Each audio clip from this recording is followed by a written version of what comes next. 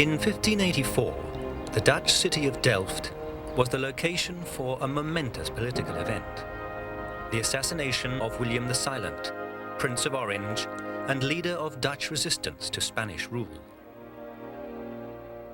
The desire for independence amongst William's people remained strong. Within years, the Dutch United Provinces were free of Spanish domination. Protestant Holland now entered a golden age of freedom and wealth, with the citizens of Delft sharing this prosperity. Like other Dutch cities at that time, Delft was also known for its thriving art market, and in 1631, a local innkeeper became one of Delft's official art dealers. His name was Vermeer Jan Zoon. The following year, he became father to Delft's most famous artist, Jan Vermeer. Of all the great artists of history, Vermeer is amongst the most mysterious. We have no idea what he looked like, and details of his life are scarce. Only 36 paintings can be definitely attributed to Vermeer, and his work was virtually unknown for 2 centuries after his death. He seems to have had one key patron. I mean, a very large number of his pictures went to one particular collector. He was, of course, active not just as a painter, but as an art dealer, and he also had other business interests in the city. So, to some extent, how much of his time he spent painting, I mean, is not entirely clear to us. At Vermeer's death, he left his family in great debt, but we know that his paintings exchanged hands for reasonable sums of money for about 30 or 40 years after his death. Throughout the 18th and 19th century, Vermeer works are sold, but they don't attract very high prices. His rediscovery is down to a single person, a man called Théophile Torre-Berger. In 1866, he wrote a series of 2 articles in the Gazette des Beaux-Arts in France, all about Vermeer. He manages to identify about 2/3 of the Vermeers that we know today. So this is an extraordinary feat of scholarship, because remember that Torre-Berger didn't have any reference books. There was nothing printed about Vermeer at all. He went to European collections, he went to archives, and he forms the body of knowledge about Vermeer today. And it's really after the publication of this that the cult of Vermeer, if you like, builds up, and he starts to attract astronomical prices. Jan Vermeer was baptized here, in Delft's Nieuwe Kerk, on the 31st of October 1632. We know nothing of Vermeer's childhood, nor when he first displayed artistic prowess. Remarkably, the next documentary evidence concerning his life relates to his marriage in 1653. We don't know very much about Vermeer's early career at all. I mean, from the time he was born until the 1650s, the early 1650s, where his first paintings are dated. We know when he was born, we know when he was married, we know when he died. Apart from that, there are very few other references. He was the son of an innkeeper and art dealer, so it's clear that he was surrounded by art all of his life. He also had something of a reputation for being a specialist, an expert on Italian art. One of his very few recorded visits outside of Delft came in 1670, when he went to The Hague to judge as an expert in a dispute between the authenticity of some Italian paintings. It might well be that he trained with the Delft artist Karel Fabricius. In 1653, Jan Vermeer married the wealthy Catharina Bolnes, despite the opposition of her mother. Later that year, he became a member of the Painters' Guild of St. Luke, like his father before him. In 1654, a disaster struck the city, where Vermeer was just beginning his adult career. Delft's gunpowder magazine blew up, and a large area of the city was affected. Amongst the fatalities was Delft's best-known artist, Karel Fabricius. Some years later, it was suggested that the career of Jan Vermeer was like a phoenix, rising out of the ashes of the fire that had taken Fabricius.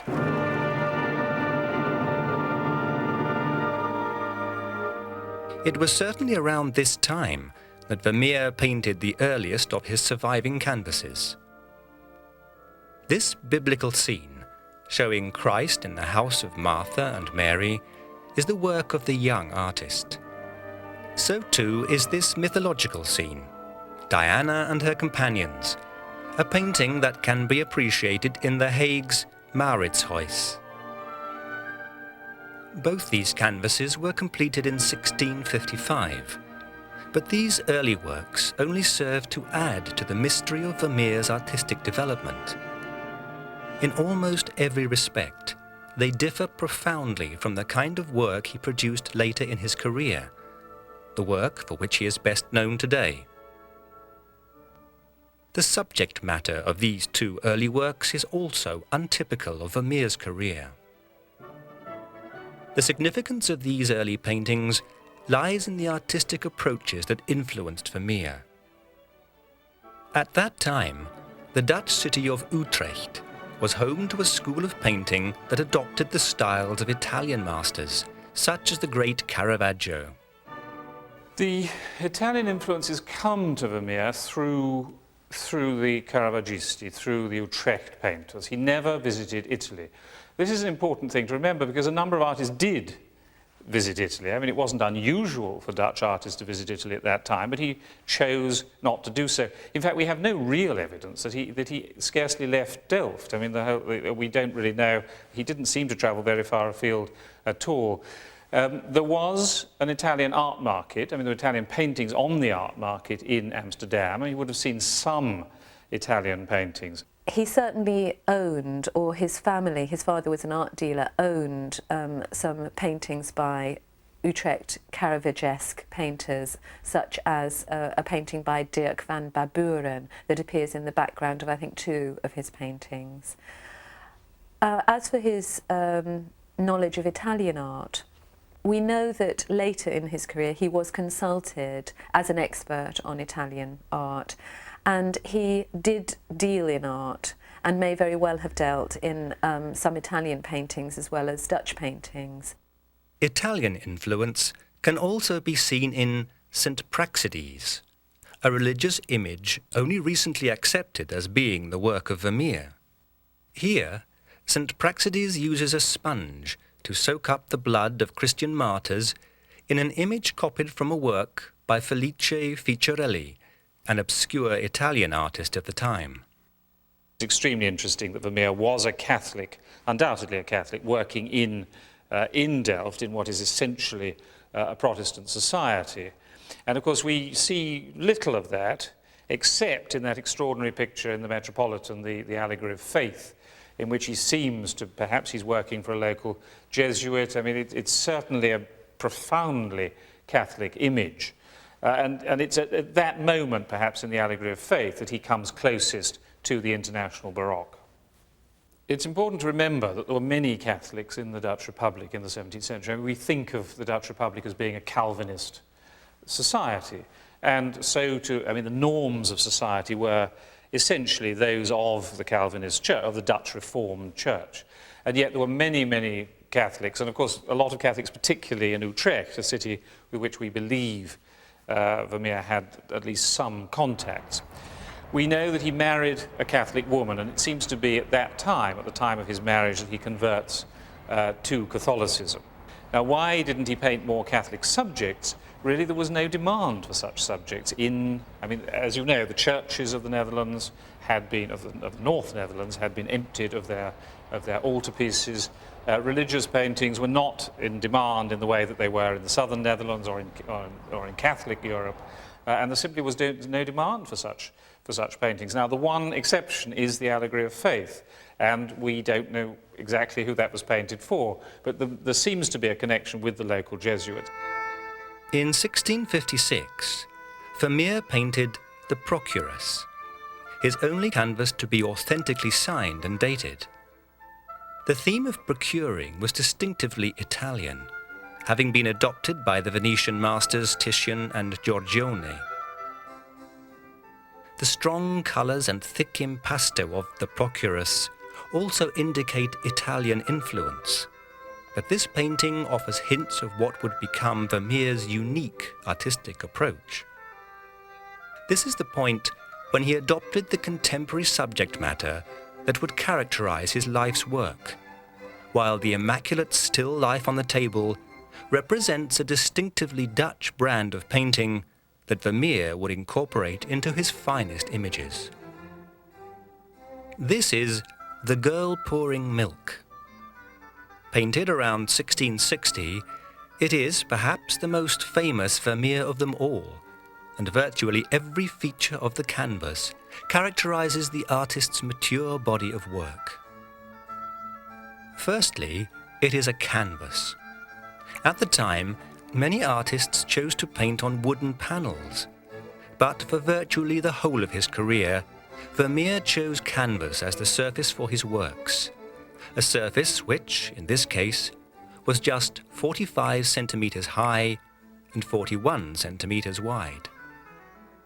It is a contemporary scene, a simple domestic image of a maid pouring milk into a bowl. Here we see Vermeer's skill as a painter of still life, but his masterful brushwork also captures the texture of the maid's clothing and the surface of the wall behind her. The painting's design also reveals Vermeer's early mastery of perspective, something which especially concerned the artists of Delft. Perhaps most importantly, this image reveals the artist's truly remarkable ability to capture the effects of light. In The Maid Servant Pouring Milk, once again Vermeer is going against many of the expectations of other Dutch artists. Frequently when you get images of servants, they're shown as lazy, dishonest, or kind of sexually active. Here we've got a very monumental, simple image. What Vermeer is very strong on is capturing the simple and turning it into the monumental. So we've got this image of the maidservant pouring milk in a well-lit interior, the light coming from the left. The light comes through and actually sculpts this figure. She seems very heavy. Vermeer is also incredibly fastidious in capturing different kinds of materials and different kinds of substances. So we've got the earthenware pitcher, we've got the table, we've got the different loaves of bread on the table as well. And in the background, in the floor, we've got a foot warmer as well. So from all of these very humble domestic details, Vermeer is actually creating a painting of incredible power and solidity. The textures of all of the objects are very meticulously rendered. He creates an effect of paint standing up from the canvas in lumps, I mean, which indicate the texture of the bread. So it's that extraordinary contrast between that very thinly scraped texture of the background and the heavily worked texture of the foreground, which is a very interesting technical effect that Vermeer gives to the painting. I mean, it's just, as you see it in the Rijksmuseum, of course, it is just breathtaking. I mean, it's a miracle of painting. Viewing a painting such as this, we can see that Jan Vermeer was a meticulously technical artist. Unfortunately, none of his preliminary drawings and sketches have survived, but it is clear that for Vermeer, painting was a time-consuming business. We only know of 30 Vermeer paintings, a small number which cannot be solely explained by losses over the centuries. Despite Vermeer's limited output, his paintings succeed in capturing all aspects of the feminine character. The Maid Pouring Milk shows us a girl fully engaged with her domestic responsibilities. Female care and attention to the task in hand can also be seen in Woman Holding a Balance, a canvas from around 1664, which has also been seen as a symbol of temperate virtue. The language of symbols and of allegory was absolutely fundamental to the whole of 17th century society. People expected to find deeper meanings. Unfortunately, nobody wrote down what they thought of Vermeer or what they might find in it. But of course, Vermeer's works can also be taken on two levels. They can be seen as very evocative images of Dutch interiors, or they can also have a spiritual, symbolic meaning as well. And I think the meanings aren't mutually exclusive. In the painting The Woman with the Balance, at first sight it seems like an ordinary domestic scene, a woman holding a balance. Now of course the meaning of the painting is added to by what's going on in the background. There's a painting of the Last Judgment. So we've got a combination of the scales, the Last Judgment when the souls are weighed and the damned go to hell and the elected go to heaven. We've got all things about decision and judgment in this painting. So it might well be that this is a kind of painting about vanity and a woman making a decision on what path to follow. It's also significant that she looks a little bit like contemporary illustrations of what conscience should look like as well. So it's clear that it operates on the level of a domestic painting and also has a further spiritual, symbolic level. My own view is that people stood in front of these pictures and they talked about them. They talked about what was going on. I mean, was this happening? Was the soldier going to go off to bed with the laughing girl in The Soldier and the Laughing Girl? Was the woman looking at herself in a mirror virtuous or not? I mean, so there's this way in which I don't believe that that one thing has a kind of has a key that relates it to one single abstract concept. I think Vermeer is playing with symbolic content, allowing the very rich visual and literary traditions in the Netherlands to inform viewers. So they bring their knowledge to the paintings and they can kind of play with the imagery and the connotations that the things that he puts in the paintings evoke for them. There's lots of debate about what the maps in the background of his pictures mean, and I suppose in some ways it's a bit of a cop-out, but in a way to say, well look, the maps can mean this or they can mean that, and what's the kind of enjoyment and the pleasure and the sophistication of the images is to sort of allow the viewer to construct the story or the possibilities. Vermeer's women are not always paragons of virtue. His depiction of the procuress reveals the artist's early identification of the other side of the female character. The girl with the wineglass is also far from being a depiction of goodness.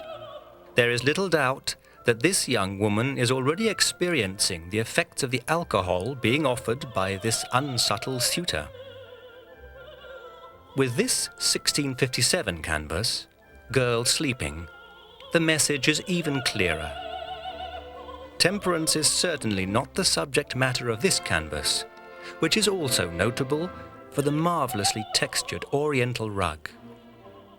This is a device which Vermeer had already used in The Procuress, and which would often appear in his later works. But in most of Vermeer's images of women, we are not presented with either idealized virtue or moral fecklessness. Instead, we see female figures in ordinary, everyday scenes. This image of a woman with a water jug is typical. Again, we see the artist's mastery of depicting the effect of light, both on the wall and on the woman's headdress. The artist's still life skills are also evident, and the richly coloured oriental rug is again incorporated into one of the best known of all Vermeer's. Taken together, Vermeer's female figures are a study of women, highlighting many aspects of the female character. All these attributes and others are revealed in paintings which reveal Vermeer's understanding of women. I think Vermeer does give us quite deep insights into the role and character of women in Dutch society.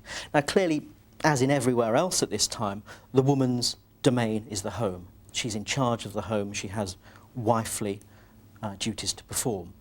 But we do get women occurring in a number of different roles. We do get them being condemned, if you like, for being slovenly. But we also see women captured in different kinds of moods and different kinds of settings. In some of the paintings, women are absorbed in their task. The maidservant pouring milk doesn't recognise us as spectators. The lace maker doesn't recognise us. They're intent in getting on with their jobs. We also get some paintings where the women are looking at and staring at us, engaging at us, as if there's some kind of exchange going on. The pretext by which Vermeer introduces action, I think, into his paintings, particularly of women, concern outside influences, people coming into the house. The kind of ways he does this, he uses letters quite a lot. So letters are contact with the outside. So we're invited to speculate about what the contents of these letters might be. They might be letters from lovers, they might be bad news. We don't know what they are. Again, we're invited to think, we're invited to project ourselves into the minds of these women. We also get music. Now, music is very often associated with love. And of course, just like letters can bring tokens of love, music can be associated with love as well. We also often get men included in this musical element. So these might be teachers of music, but they might also be used to introduce a kind of flirtatious note. Many of Vermeer's finest images of women convey a strong sense of silence and are almost studious in nature.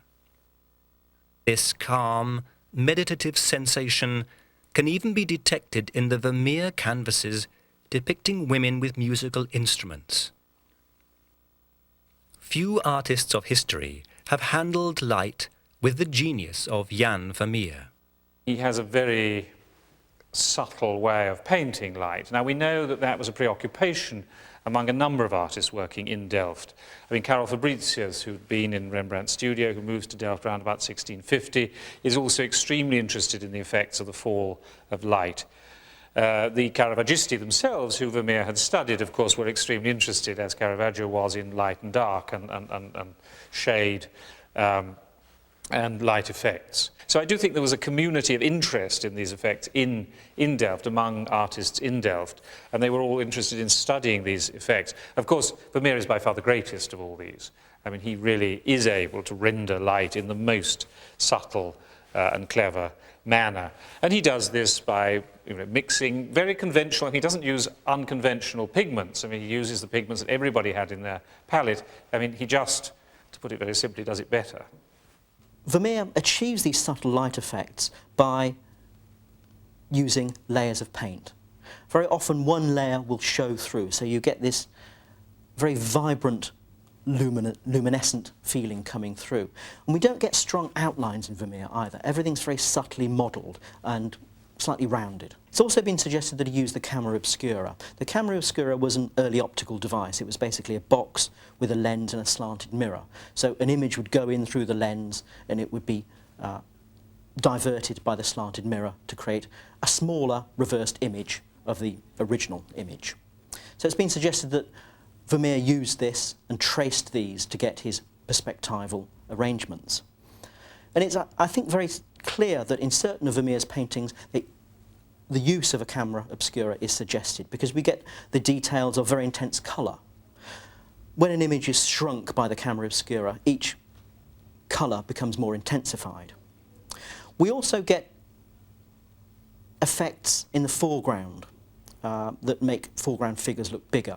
And of course, in the painting The Soldier and the Laughing Girl, we have this enormous soldier sitting in the foreground. We also get little sparkles of light because the camera obscura, when it reflects onto a shiny or a polished object, gives you these little beads of light. And that's another element that's very characteristic of Vermeer's paintings. You get these little raised elements of light paint, quite heavily impasted. Vermeer's fondness for musical instruments is reflected in many of his best-known works. In this painting, the detail and warm colouring of the cello are matched by a skillful depiction of the keyboard instrument known as the virginals. There is a mathematical sense of order influencing this rendition of physical space, which is unsurprising, as Delft's artists maintained a strong interest in the techniques of perspective. Vermeer entered into this tradition with a passion. Vermeer's technique was remarkable. Repeatedly, he incorporates a diagonal checkerboard tile floor to accentuate the sense of space within the canvas. This can be seen in one of his later works, The Love Letter from 1669.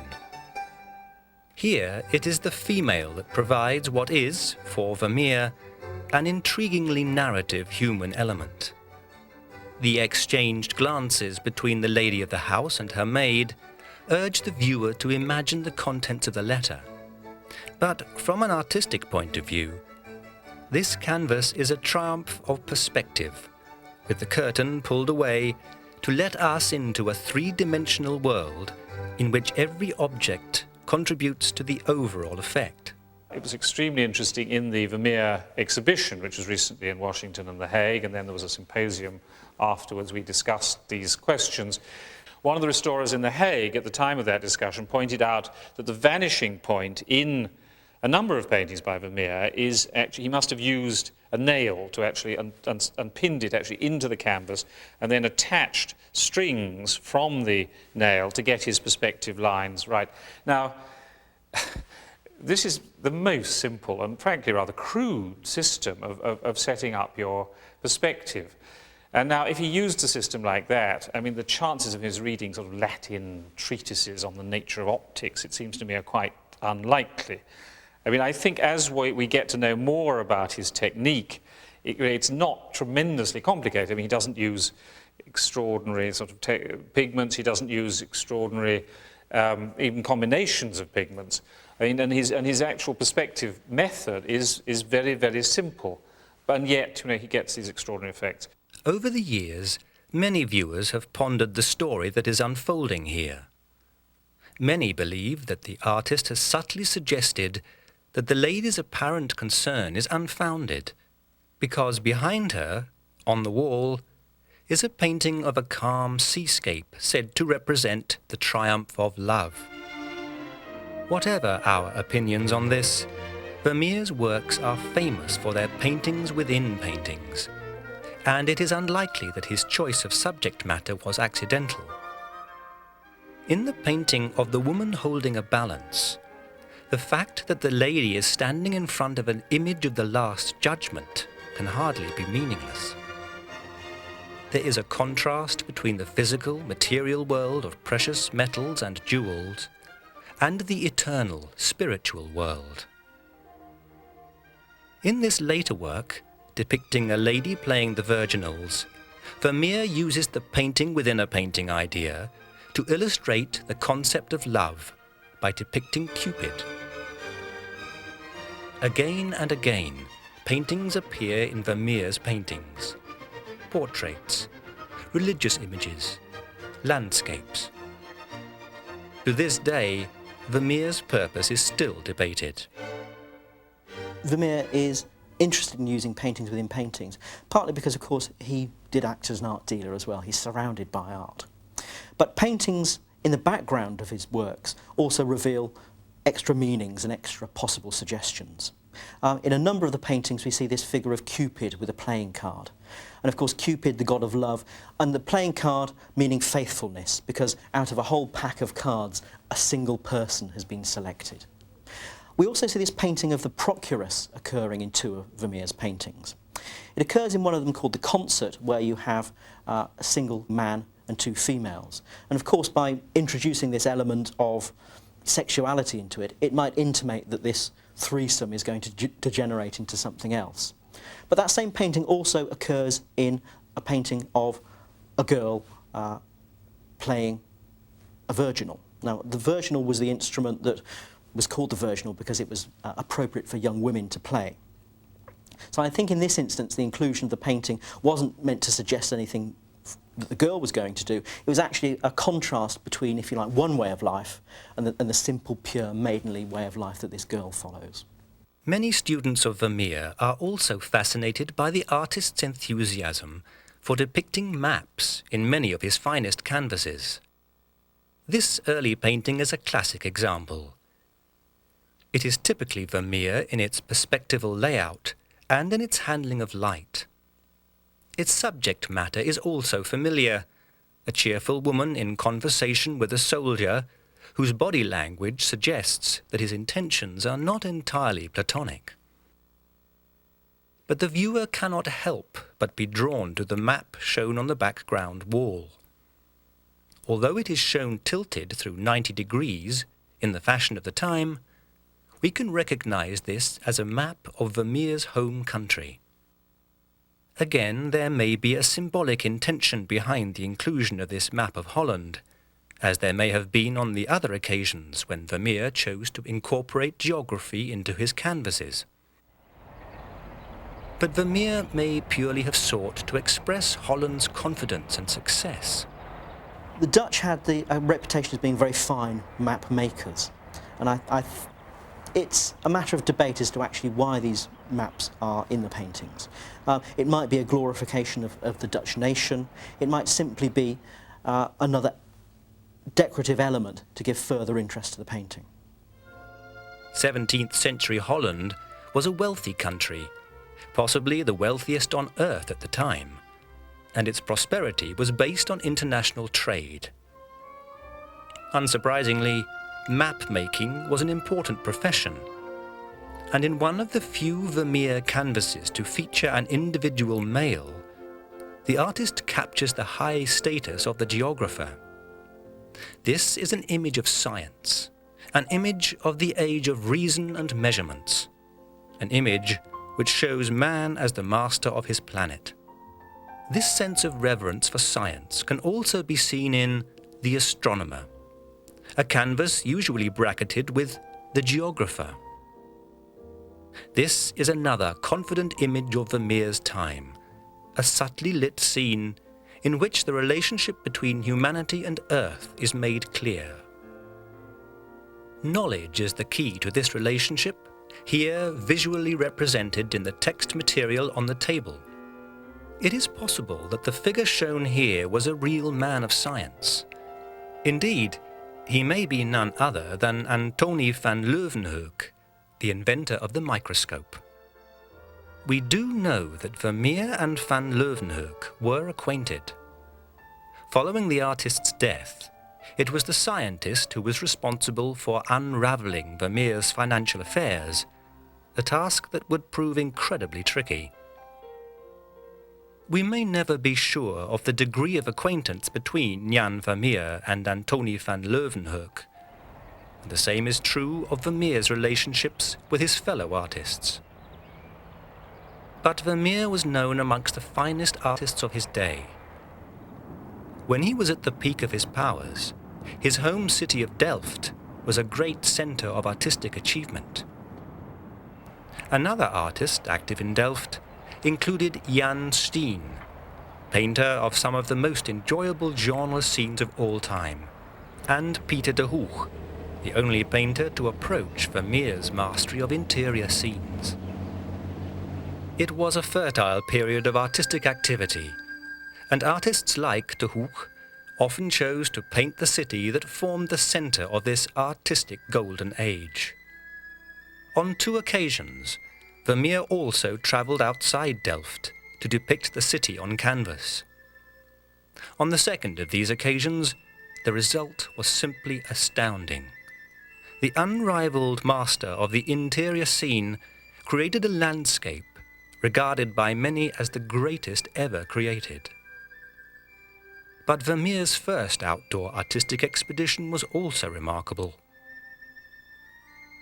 This may be an image of Vermeer's own home towards the end of the 1650s, which would at least give us a visual clue to the artist's life at that time.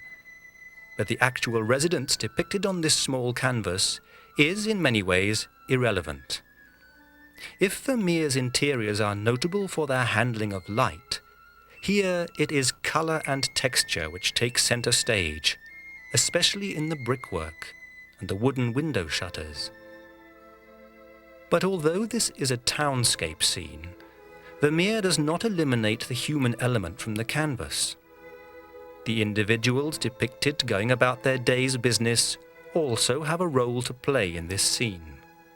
Het Straatje, the little street, the painting in the Rijksmuseum, is of course one of the most outstanding magical works by Vermeer. I mean, what is extraordinary about it is the way that it takes, I mean, it seems almost at random. I mean, it has often been described as photographic, and it was described as such, of course, in the late 19th century. It's because it sort of takes an apparently random street scene.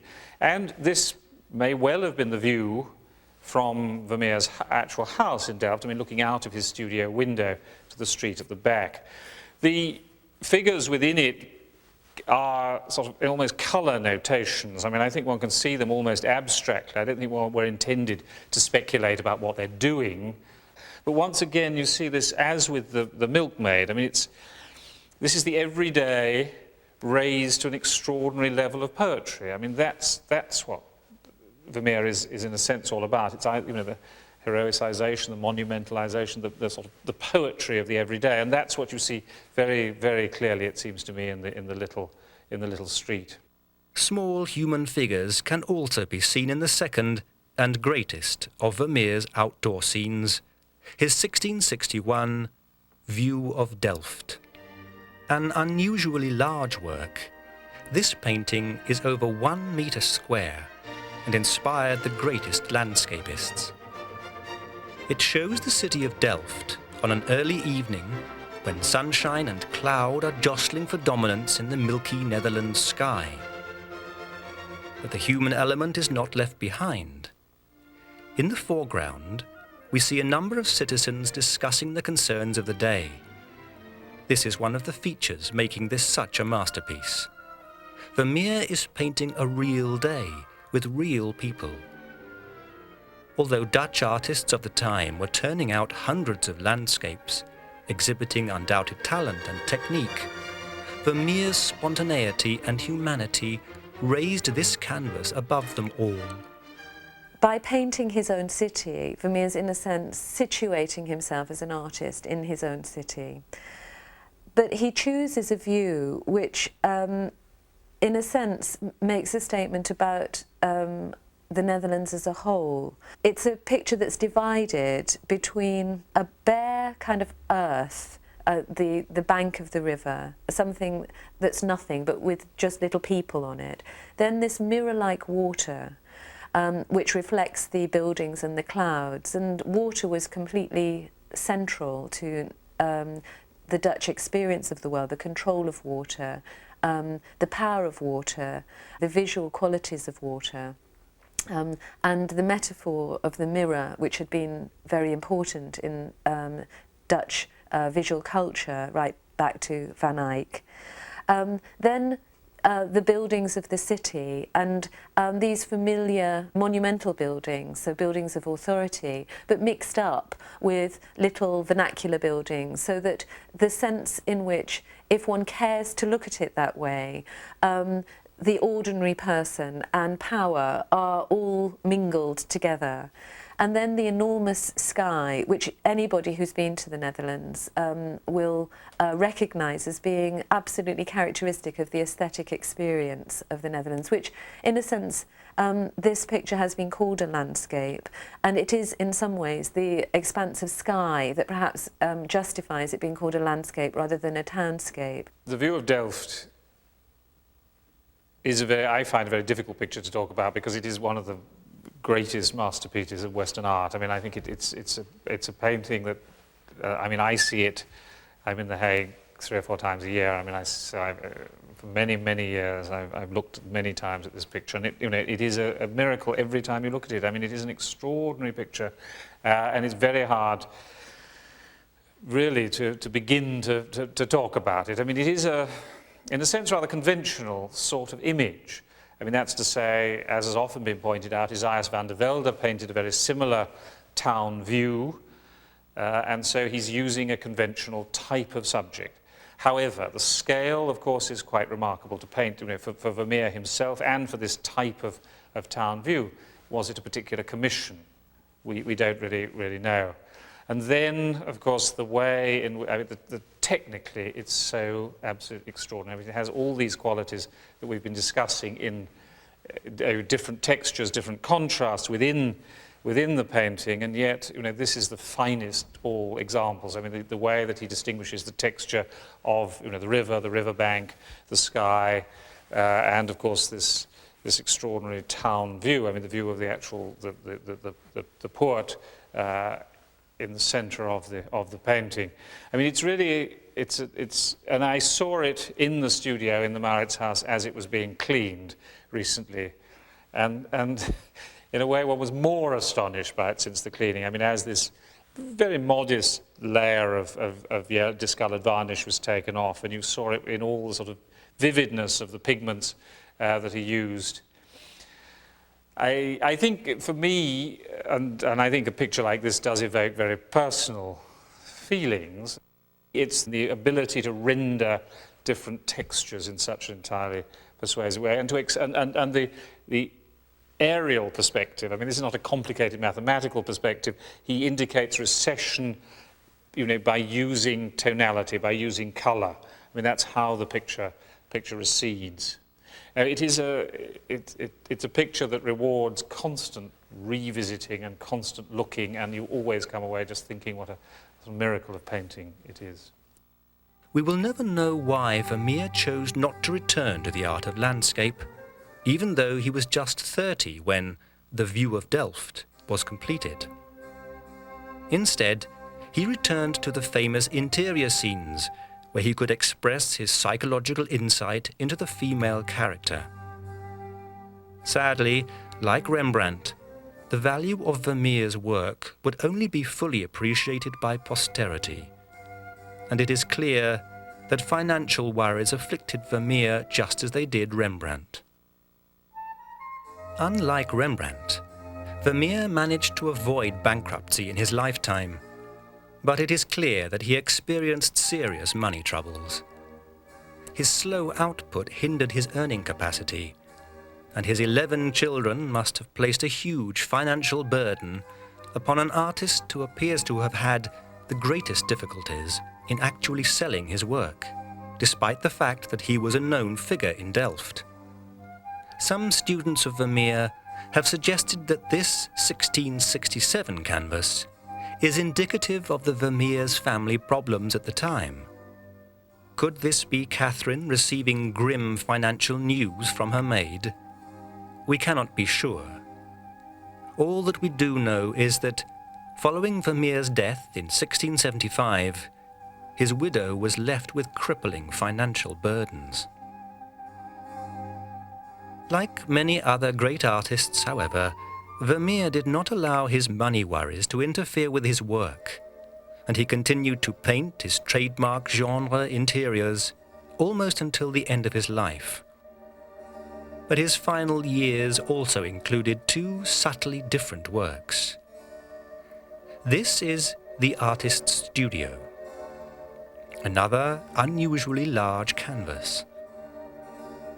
The inclusion of the male artist with his back to us is also untypical. But elsewhere we find all the trademarks of the artist's best-known works. The map, the textures of the fabric, the checkerboard floor, the still life of the chandelier, and the intensity of the light. In addition, the artist's mastery of perspective is further enhanced by the pulling away of the curtain. But, once again, a Vermeer image leaves us with a sense of admiration, but also a sense of mystery. Is this artist at work Vermeer himself?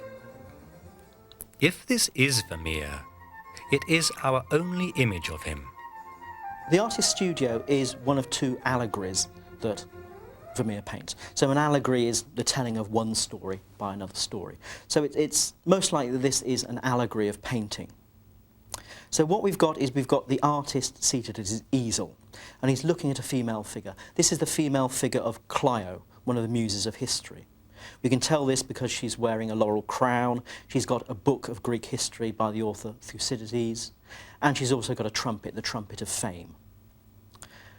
The artist seated at his studio isn't dressed in contemporary 17th century Dutch clothes. He's wearing fancy dressed, if you like, Burgundian clothing of 200 or 300 years before. So although it might be Vermeer, we're not invited to think that this is actually Vermeer. This is the art of painting.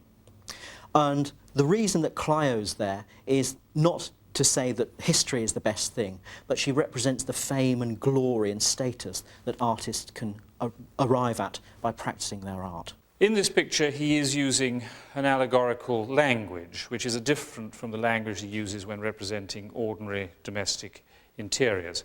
And yet, of course, there are elements within the picture space which are very familiar. I mean, the black and white tiles on the floor, the beams on the roof, the stool at which he sits, the easel, and the way the light falls from the left in the way that it does in so many of his paintings. So it is an allegory placed in a space which is recognizable as his studio or room in his house. Now, the figure is an allegorical figure, the figure that he's painting, the figure of Clio. And of course, we know no painting by him of this subject, and this is not the type of subject that he normally paints.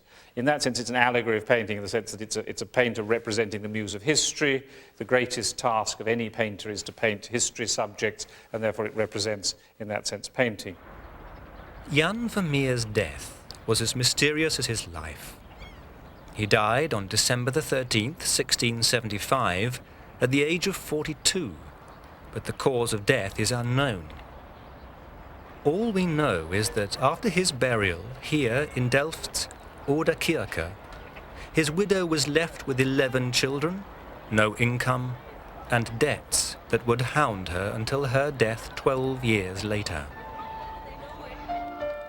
In the final year of his life, Vermeer painted what probably was his last work, the Allegory of Faith. Many favourite trademarks of the artist can clearly be seen, but for the first time since the start of his career some 20 years before, Vermeer chose to execute an overtly religious image. It remains one of his most discussed works to this day. We have a figure in the centre, a female figure. This is Faith. And you can see on the table by her, she has a book, the Book of Scriptures, she has a crucifix, and she has a chalice. So we've got all of these references down to the sacraments. And again, this is a very powerful argument that this is a Catholic image, this is Catholic faith. On the floor in front of her, we have an apple, so the apple that Eve gave Adam, the original sin. Just in front of that, we've got a crushed snake, so a snake with blood coming out of it. So if you like, this is the antidote to sin, if you like, this is sin crushed. They all appear as individual symbols, so it's very hard to think of this holistically as a painting. It's really an accumulation of symbols. And we don't know why it was painted. It doesn't follow the usual pattern that we associate with Vermeer. It's a picture that has excited a lot of interest because one can actually, in a sense, decipher its symbolic meaning by reference particularly to a book by an Italian called Cesare Ripa, called the Iconologia, which was a reference book of symbols or emblems, where, for example, a globe would mean something, or a snake, that appears would mean something else, so that you can actually take apart the symbolic meaning of the picture, and that, for one thing, gives people something to say about the picture apart from its formal qualities. But it's a picture that is more rhetorical and dramatic, and in that sense, for me, less successful than the more understated encounters in his scenes of everyday life. It's obviously about the importance of faith, and the woman there is overtly an allegorical figure of faith. And as I say, that would support an idea of perhaps reading Vermeer's women not as actual women, but as people who connote, or figures that connote ideas more. The early death of Jan Vermeer would be followed by some 200 years of obscurity. But in the mid-19th century, the writings of the critic Theophile Toriberger revived interest in Vermeer's work. In the 20th century, the great novelist Marcel Proust was amongst those who contributed to the rediscovery of Vermeer. And now, in the 21st century, his status as a Dutch master is secure. He was a master of colour, texture, and especially light. His genre interior scenes almost affect the viewer like a still life, but they remain charged with personality and psychological insight. His forays into the genre of landscape were also remarkable. Perhaps no other artist in history has asserted his genius so triumphantly in such a limited body of work, and the mysteries of his life only add to the story of Jan Vermeer.